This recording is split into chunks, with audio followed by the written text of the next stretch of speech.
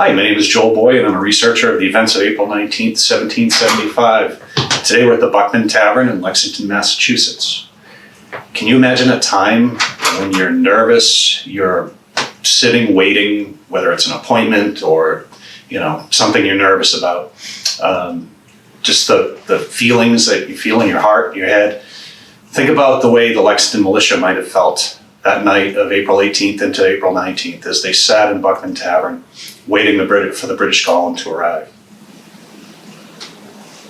So to tell us a little more about Buckman Tavern and its history, we have Sarah McDonough from the Lexington Historical Society. Sarah, can you give us a little history of Buckman Tavern itself and the events that early morning of April 19th, 1775? Sure. Well, this was already a well-established tavern in 1775. It had opened in 1713 as a tavern, so we were already several generations in of Lexingtonians who would have frequented this building. And it was a bit of a community center. We're right here in the dead center of Lexington, right across the street from the Green. And so it was the perfect place for people to meet. This is where the militia went on the early morning of April 19th. Once Paul Revere had brought the word to Lexington that something might be happening that night, all of the militia were called out to the Green, but after several hours of having no word of what was to happen, several of the men who lived far enough away that they might not be able to make it back in time in case something did go wrong, decided to come in here while the rest of the men were sent home, just in case it was a false alarm. But as we all know, it wasn't a false alarm.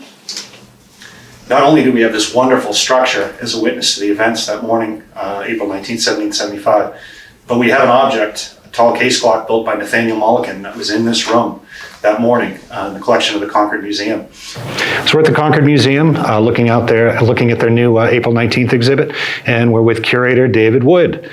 So what can you tell us about this artifact? Well, I can tell you it's an 8-day clock made in Lexington in 1769.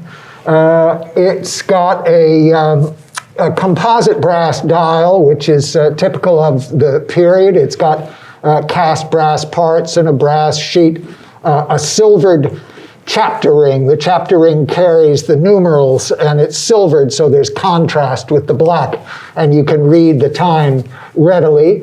And there's an engraving above it also on a piece of silvered metal of an engraving of a phoenix rising from the ashes with the motto, Tempus Fugit. And it's housed now in a monumental cherry case with a sarcophagus top and gilt balls at the top. The case is actually a reproduction made for us by Bill Hewitt.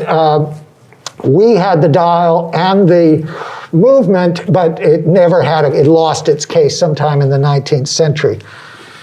But the reason we care about the movement and the dial is also engraved right there for all to see. This is John Buckman's clock, and the date 1769 is on there. So John Buckman is the keeper of the tavern in the center of Lexington on the night of April 18th, morning of April 19th. When Revere brought his alarm, the militia mustered.